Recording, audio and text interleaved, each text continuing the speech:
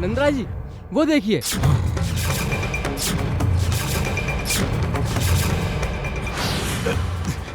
पहेलिया वो भाग रहा है। हीरा दामे जाओ, पहेलिया को पकड़ो, वो भागने ना पाए, जाओ जल्दी। मेरा कन्हैया नदी में डूब गया है। मेरा कृष्णा, मेरे कहलों को बचाइए। यशोदा, कितना समय हो गया है कृष्णा को पानी में गिरे हुए। क्या वो जीवित होगा? कौन बोला? हाँ? कौन है? किसने कहा ये? मेरा कन्हैया जीवित है। ये एक माँ का हृदय कह रहा है। मेरा कान्हा जीवित है। यशोदा, मेरा कान्हा नहीं मरा। शांत हो जाओ यशोदा। यशोदा शांत हो जाओ। तुम जब रोती हो तो मैं अपने आप को अपराधी समझता हूँ यशोदा। शांत हो जाओ। तो फिर क्यों नहीं सुनी आपने मेरी बात? मेरे मना करने के बाद भी आपने उस बहेलिये को घर में क्यों ठहराया? मेरे बार बार संदेह करने के बाद आपने मुझसे विश्वास क्यों नहीं किया? क्यों?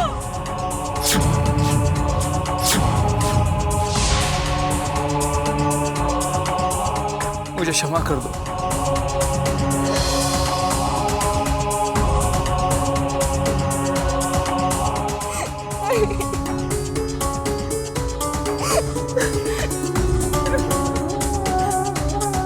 सदा, हमारे कृष्ण को देखो, मिला क्या? मेरा कृष्ण मिला? हाँ? नंदराज जी बहुत पानी में ढूंढा लेकिन नहीं मिल रहा है। नहीं! कान्हा! देखो देखो, वही होगा कृष्णा, देखो उसे। यशोदा, शांत हो जाओ यशोदा। मेरा कान्हा!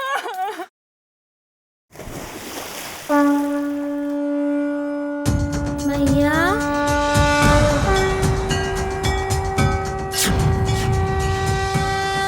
मैया, पिताजी,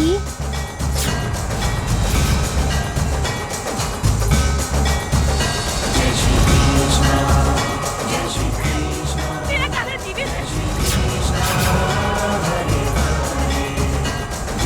कान्हा!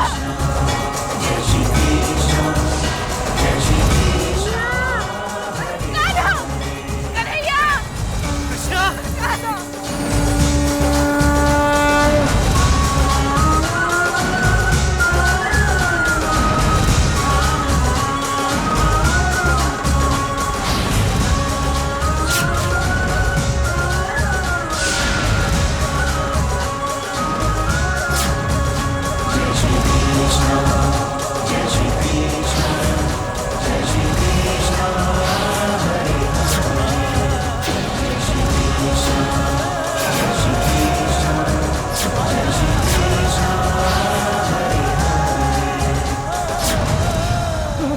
रुक जाओ।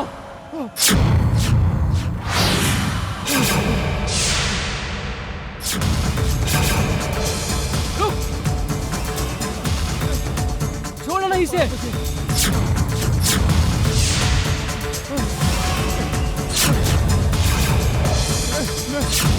रुक, रुक।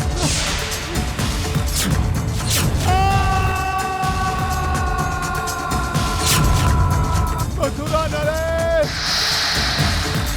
मर गया। चलो। आओ कंस, मैं तुम्हारी प्रतीक्षा कर रहा था। अब तक तुमने मुझे शुभ अशुभ संकेत दिए, शुभ अशुभ समाचार दिए, किंतु आज मैं तुम्हें एक समाचार देना चाहता हूं। ये समाचार गोकुल से आया है।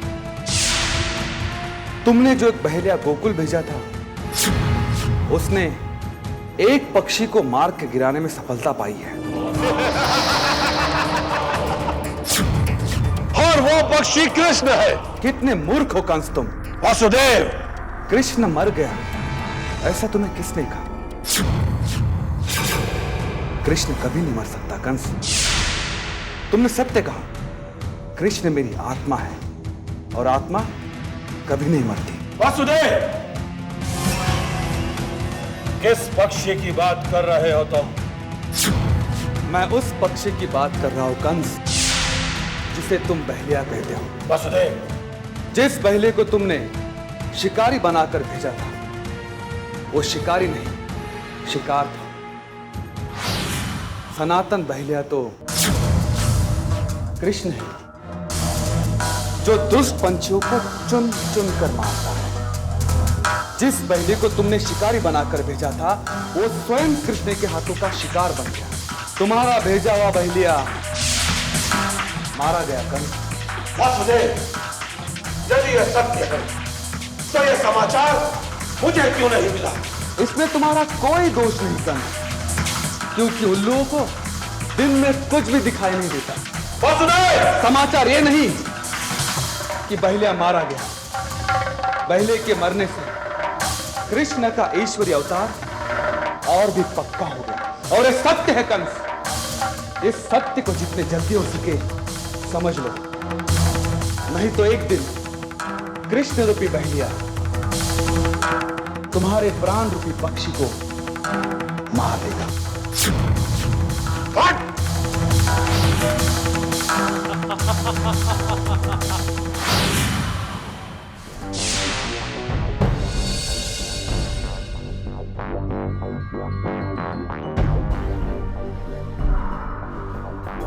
अब मैं यहाँ एक पल भी रुक गया तो आश्रम नहीं जा पाऊंगा।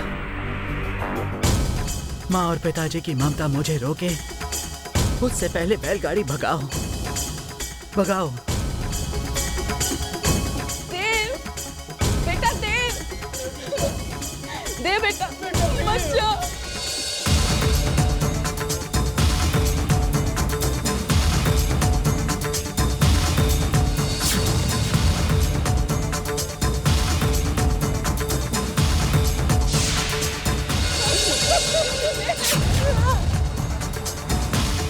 संभालो अपने आप को देवयानी। कैसे संभालूं मैं अपने आप को, कैसे संभालूं? मेरे लिए देवयानी। कुछ नहीं सोचा, हमें ठुकरा के चला गया वो, तो इसीलिए मैंने उसे 9 महीने अपनी कोख में पाला था। क्या इसीलिए मैंने उसे जन्म दिया था? बचपन में माँ माँ कह के पुकारता रहता था, और अब बगैर बोले ही चला गया। हम भी आश्रम में जाएंगे, हाँ, हम भी आश्रम में जाएंगे। तुम इतनी निर्लज्ज हो सकती हो, ऐसा मैंने सपने में भी नहीं सोचा था। तुम्हें जन्म देकर मैंने ऐसा कौन सा पाप कर दिया है जो तुम मुझे इतना बड़ा दंड और इतना बड़ा अपमान मुझे दे रही हो? ये तुम क्या कह रही हो माँ? मैं तुम्हें दंड दूंगी, मैं तुम्हें अपमानित करूंगी? जो तुम कर रही हो वो क्या है शुभा? क्या है वो? अरे जो सिंदूर सुहागन की मांग की शोभा होती है, जिसे सर्वप्रथम उसका पति उसके मांग में बढ़ता है, और तुम बिना ब्याह के मांग में सिंदूर लगा के हम सबकी नाक कटवाना चाहती हो। हर समाज की एक परंपरा होती है बेटी, एक मर्यादा होती है। हम उस परंपरा और मर्यादा को कभी नहीं तोड़ सकते। मैंने ना ही किसी परंपरा को तोड़ा है और ना ही किसी मर्यादा को पिताजी। फिर ये सब क्या है बेटी? क्या कर रही थी तुम? मैं उनके नाम का सिंदूर अपनी मांग में भर के उनकी लंबी आयु की कामना कर रही थी पिताजी। क्या पति की चिरायु की कामना करना कोई अपराध है?